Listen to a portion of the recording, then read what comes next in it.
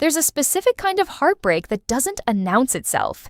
It doesn't arrive with a dramatic fight, or a slammed door, or a conversation that finally says the thing both people have been avoiding.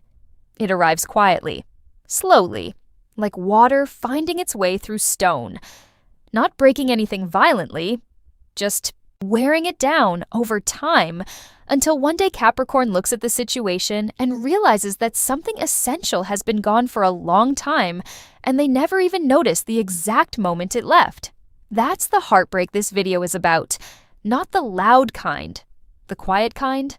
The kind Capricorn is most vulnerable to and most unprepared for, precisely because it looks, from the outside and sometimes from the inside, like everything is still functional, still intact, still worth staying in.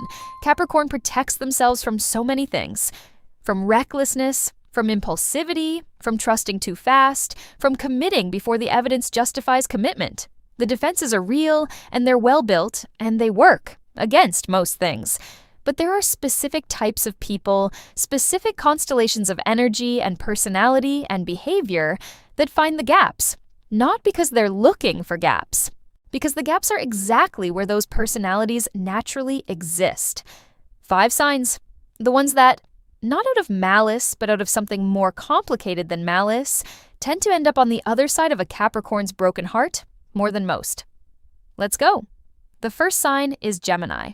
And before anything else, this needs to be said clearly. Gemini is not a villain in this story. They're not trying to hurt Capricorn. In fact, the Gemini at the beginning of a relationship with a Capricorn is often genuinely, enthusiastically, completely invested. That's real. That investment is not a performance. The problem is what Capricorn does with that investment. They count on it. Not naively, not without scrutiny. Capricorn watches. They observe Gemini's excitement over weeks and months. They notice the consistency of it. They update their internal assessment with each passing piece of evidence, and eventually, slowly, carefully, with all the methodical patience that defines how Capricorn does everything, they conclude, this is real. This person means what they say. This is worth something. And then Gemini shifts, not because they lied, not because they were performing something they didn't feel. Gemini genuinely felt everything they expressed. The intensity was real in the moment it existed. But Gemini exists in moments the way Capricorn exists in decades. And the moment changed, and Gemini moved with it. Naturally, without ceremony, without necessarily understanding that Capricorn built something on the version of them that came before. Here's the part that actually breaks Capricorn's heart. It's not the shift itself. It's that they didn't see it coming. Capricorn prides themselves on seeing things accurately, on reading people correctly, on the slow, patient, evidence-based process of assessment that they apply to anyone they're considering letting in. And Gemini, without intending to, without any strategy involved, bypasses that process entirely. Because Gemini, at their most excited and engaged looks, to even the most perceptive observer, indistinguishable from Gemini committed. The enthusiasm is identical. The warmth is the same. The specificity of the attention is real. You can't see the difference until the difference arrives. And when it does, Capricorn doesn't just lose the relationship, they lose their confidence in their own reading of the situation, which is, for a sign that quietly relies on the accuracy of their own judgment, a damage that runs much deeper than the heartbreak itself. If you're a Capricorn, you know exactly what this feels like. The moment when you realize you built something on ground that was shifting the entire time, and you never felt it move. That specific, cold, quiet feeling of having been wrong not about a fact, but about a person. Gemini doesn't mean to do this. That's almost the worst part, because there's no one to be angry at. There's no clear moment of betrayal to point to. There's just a person who changed, and a Capricorn standing in the space where certainty used to be, trying to understand how they misread what felt so readable. The second sign is Leo, and this one operates completely differently from Gemini. The mechanism is different, the damage lands in a different place. But the heartbreak, when it comes, tends to be among the most acute Capricorn ever experiences. Here's why. Capricorn doesn't fall for many people. That's not a performance of selectivity. It's not an image they're maintaining. It's genuinely how they work. The bar for someone getting past the outer layers and actually reaching the interior of a Capricorn is high. And the process is slow, and most people don't make it. Not because those people are insufficient, because most people give up before Capricorn's trust has time to fully form. Leo doesn't give up. Leo comes in with something that Capricorn, despite all their composure, is not entirely immune to. Attention. Full, specific, generous, radiant attention. Leo sees Capricorn, sees the competence and the quiet and the depth, and instead of being intimidated by it or indifferent to it, they celebrate it. Loudly. Consistently. In the way Leo does everything. With both hands, nothing held back. And Capricorn, who has spent most of their life being the one who manages and holds and shoulders things quietly while the world takes the result for granted without really seeing the person producing it, Capricorn has no defenses against someone who actually sees them and says so. They open. Not all the way, not immediately, but more than they've opened for most people, faster than they'd normally allow. And that's where the architecture of this heartbreak gets built, because Leo's attention, as genuine as it is when it's present, is not something Leo can maintain in one direction indefinitely. Leo needs the world to be alive and responding and giving back. It's not selfishness in the petty sense. It's more like a sunflower needing the sun. Not optional, not something that can be willed away by wanting to be different. Leo dims without reciprocal brightness. And Capricorn, who expresses love primarily through action and loyalty, and the quiet, sustained presence of actually being there over time. Capricorn doesn't always know how to give Leo the constant, visible, expressed appreciation that Leo's system runs on, so Leo starts looking for it elsewhere. Not to hurt Capricorn, because they need it the way they need air, and Capricorn feels it happening before they can name it. That slow withdrawal of the warmth they had opened to receive. The attention that used to be singular becoming diffuse. The energy redirecting toward rooms they're not in, conversations they're not part of, versions of aliveness that have nothing to do with them. Is this familiar, if you're a Capricorn? The experience of watching something you let yourself want slowly orienting away from you, and not being able to say anything about it because the words for it feel too exposed. Too much like admitting you needed it in the first place. That's the wound. Not the leaving, the quiet, gradual turning. And because Capricorn doesn't say it, doesn't name what they're experiencing, doesn't make the request that might actually change things, Leo doesn't always even know the damage is happening. They think Capricorn is fine. Capricorn seems fine. Capricorn is always fine from the outside, until they're not. The third sign is Aries. This one cuts differently. Cleaner, in some ways. More direct. Almost like the heartbreak itself has some of Aries' energy in it. Sharp, fast, arriving before Capricorn fully knew it was coming. The initial pull between Capricorn and Aries is real, and it makes a specific kind of sense once you understand what each of them carries. Aries brings something into Capricorn's life that Capricorn's own nature tends to minimize. Urgency. Not the urgency of deadlines or obligations, but the urgency of being alive right now, of wanting things now, of treating the present moment like it actually matters, and not just as a step toward a future that will eventually be worth arriving at. Capricorn, who is so oriented toward the long view that they sometimes forget to inhabit the current one, responds to this. Something in them leans forward. Aries makes life feel immediate, in a way that Capricorn's own internal landscape doesn't always provide. And Aries sees in Capricorn something they genuinely respect. The groundedness, the substance, the sense of a person who isn't performing stability, but actually is it. All the way through, Aries, who burns bright and fast, and sometimes scorches everything in the vicinity, is genuinely drawn to someone who won't be blown over by the heat. So far, so good. The problem arrives when the pace difference, which felt like an interesting contrast at the beginning, almost complementary, starts to become friction. Real friction. The kind that doesn't produce sparks anymore, just heat. Aries makes decisions fast. Aries changes direction fast. Aries has a new vision for how things should be on a timeline that Capricorn's entire psychology finds genuinely difficult to respect. Not because Capricorn is rigid. The word gets used, but it's wrong. It's not rigidity. It's that Capricorn understands that most of what's worth having takes time to build correctly. And watching someone treat that understanding like an obstacle to their momentum is not something Capricorn can simply adjust to on request. And Aries, direct, impatient with indirection, genuinely confused by anyone who doesn't say what they mean when they mean it, starts reading Capricorn's pace as resistance, as lack of enthusiasm, as maybe not caring as much as Aries thought. So Aries says something, directly, possibly more directly than the situation calls for, and Capricorn, who processes things internally before they become words, who needs time to arrive at a response that accurately represents what they actually feel, Capricorn goes quiet.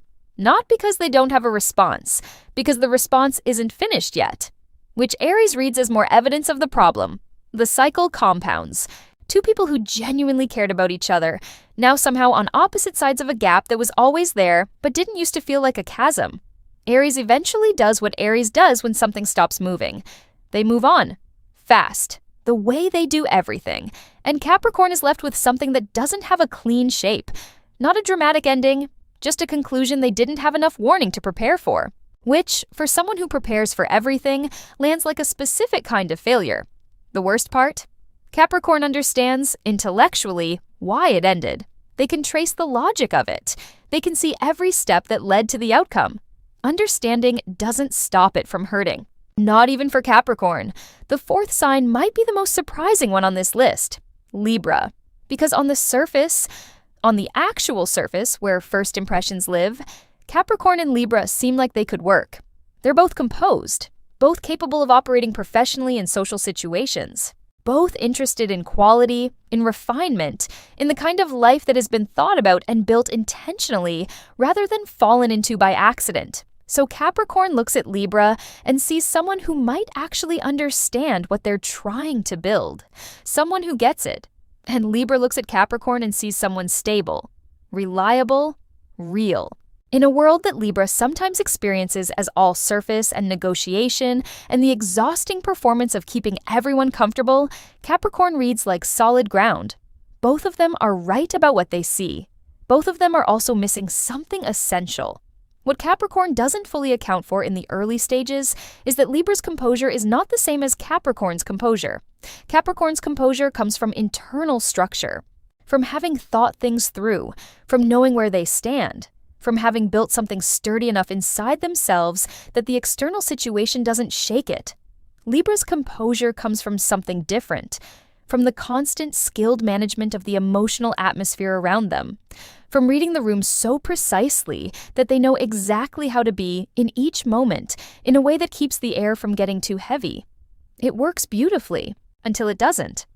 Because the room management that Libra does, the smoothing of edges, the reframing of tensions, the extraordinary skill at making everyone feel considered, that process requires one specific condition. Libra cannot fully do it if they're required to take a clear, unambiguous, non-negotiable position that someone in the room will genuinely disagree with. And Capricorn eventually requires this, not as a demand. As an expectation that seems so basic, it barely registers as an expectation. Capricorn operates in a world where you know what you think, you say what you think, and then you deal with the response.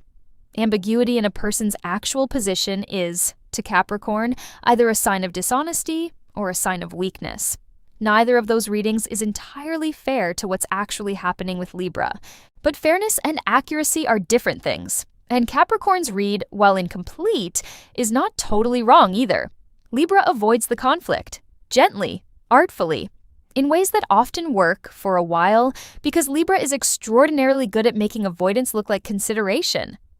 But Capricorn notices. They always notice. They don't say anything immediately. They're watching, updating their assessment, and slowly, across enough instances, they arrive at a conclusion that once Capricorn reaches it, it tends to hold.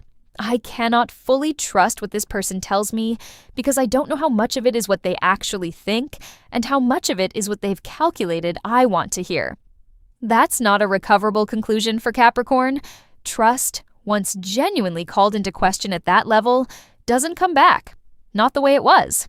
Capricorn might stay, might continue, might manage the relationship with the same competence they manage everything. But something essential has gone quiet in them. Some door has gently, permanently closed. Libra, whose whole orientation is toward harmony and connection and the constant maintenance of warmth, feels the closing without being entirely able to name what caused it. They adjust. They try harder. They become more considerate, more attentive, more everything they know how to be, which sometimes makes it worse. Because what Capricorn needed wasn't more consideration. It was the truth, said directly, even if it was uncomfortable. And the more Libra responds to the distance with warmth rather than with honesty, the further the actual problem gets from the conversation where it might have been addressed. The heartbreak here is quiet and it's long, and it's the particular kind that leaves both people feeling like they tried. Because they did. Both of them. It just wasn't quite the right thing. The fifth sign is the one that takes the longest to arrive at and the longest to recover from, and the one that Capricorn is most reluctant to put on a list like this: Scorpio. Not because Capricorn and Scorpio don't have something real between them. They do, and it runs deep, and that depth is exactly why this entry exists. The depth is the reason this one hurts the way it does. Here's what needs to be understood about the specific dynamic between these two signs. Both of them are private.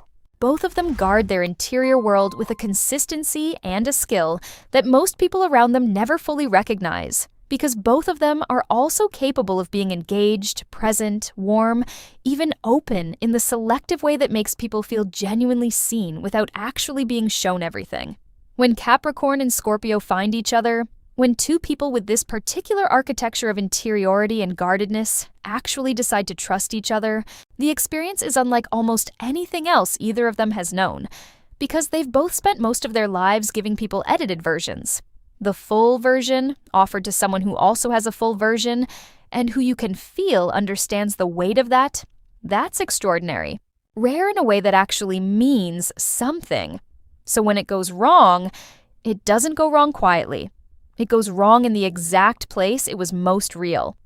The thing about Scorpio, and this is not a criticism, it's an observation about how Scorpio is built, is that their loyalty, while genuine and fierce and in some ways the most absolute thing in the Zodiac, comes with a counterweight. Scorpio loves deeply. And Scorpio, when they feel something has been mishandled, when something that mattered to them gets treated carelessly, or when they sense a shift in the other person's investment, or when their internal read of the situation tells them something has changed even before any visible evidence arrives, Scorpio responds from a place that runs just as deep as the love did. Not always with volume, sometimes with silence. Which Capricorn, who doesn't say things until they're fully formed, can misread as acceptance rather than what it actually is. The careful, patient accumulation of something that isn't going anywhere until it's addressed. And Capricorn, who has their own version of this, who files things internally rather than raising them, who handles most of what hurts them without saying so out loud, doesn't always raise the flag in time. Doesn't always make the repair before the damage sets. Two people who both believe in handling things privately. Two people who both wait too long to say the thing that might actually fix something. Both of them sitting on opposite sides of a growing silence that neither of them is fully willing to be the first to break. Until Scorpio breaks differently. Not with an exit necessarily, with a withdrawal. That specific, total, deliberate withdrawal of warmth that Scorpio is capable of, that turning of the tide from complete presence to complete remove, lands on Capricorn with a force that's hard to fully describe. Because the warmth was real. The Capricorn knew it was real. They'd built something real on the reality of it. And now the same energy that built the warmth is pointed in the opposite direction, and the person who was most certain of Capricorn's interior now uses that certainty with a precision that regular people simply don't have access to. Scorpio doesn't hurt people by accident. When Scorpio hurts someone, they know where to aim. And Capricorn, who is so accustomed to being the composed one, the one who doesn't flinch, the one whose armor holds, finds out in this relationship, in ways they find nowhere else, that the armor has seams, and that someone who spent real time inside the armor knows exactly where they are. The recovery from a Scorpio heartbreak takes Capricorn longer than anything else on this list. Not because the wound is the deepest, exactly, but because it came from the person Capricorn had trusted with the most. And once that trust has been used in that way, even if neither person intended the full extent of what happened, Capricorn files something, not a decision, a knowing, about how far they'll go with someone again? It's a narrowing, quiet and permanent, and affecting everything that comes after. Is that fair to the people who come after? No. Is it understandable? Completely. Here's what connects all 5 of these, and it matters that this gets named. The common thread is not that these signs are toxic. It's not that Capricorn should avoid them, or that these pairings are somehow broken at the root. The common thread is something more specific. All 5 of these signs, in their own way, require Capricorn to operate in a mode that Capricorn has the hardest time accessing: vulnerability without certainty. The offering of something real before the evidence guarantees that it will be received well. Gemini asks Capricorn to stay open even when consistency isn't guaranteed. Leo asks Capricorn to express their need for the warmth rather than quietly hoping the warmth stays. Aries asks Capricorn to say the thing before it's perfectly formed. Libra asks Capricorn to stay in the room even when clarity isn't available. Scorpio asks Capricorn to make the repair before the silence becomes the conclusion. All of them are asking, in different languages, for the same thing. Show me what's happening inside you before you've resolved it. And that's the thing Capricorn finds hardest. Not because they're cold, because they're careful. Because showing what's unresolved feels, to Capricorn, like presenting something broken and calling it a gift. But here's the truth, and it's worth sitting with after this video ends. The people who broke Capricorn's heart didn't just break something. They also usually got closer to Capricorn than almost anyone else had managed. That proximity, the fact that the heartbreak was even possible, is evidence that something real was there. That the armor moved. Not many things can move it. The question isn't whether Capricorn should protect themselves better. The question is whether the protection is keeping out pain or keeping out everything, including the things that make the building worth inhabiting. Before you go, I want something specific from you in the comments. Not which sign broke your heart. Not a quick one-word reaction. Tell me this. Which one of these 5 described something you've been sitting with for a long time and never fully put into words? Which description hit somewhere that surprised you, not because it was dramatic, but because it was accurate in a way you weren't expecting? Write it out. Be as specific as you want. The comments on this channel are not a space for quick reactions. They're where real things get said, and I read them, and they matter to the direction this channel goes. And while you're there, tell me where in the world you're watching this from. Just your city, just your country. One line. Because every time I ask this and the answers come in, I'm reminded that what we're describing here, this specific interior landscape, this particular way of loving and hurting and protecting, belongs to Capricorns everywhere. Every corner of the planet, every time zone, every version of a life. I want to know you were here. If this video said something real, if it went somewhere that astrology content doesn't usually go, hit the like button, not as a reflex. Because that single action tells everything that there are people out here who want this kind of depth, and that this channel should keep building toward it. And if the Zodiac Decoded isn't already part of your world, subscribe now. This channel isn't about lucky numbers or monthly predictions. We go into the actual psychology, the real interior, the parts of each sign that only make sense when they're described honestly, without softening what's actually there. That's what this is. There's more coming.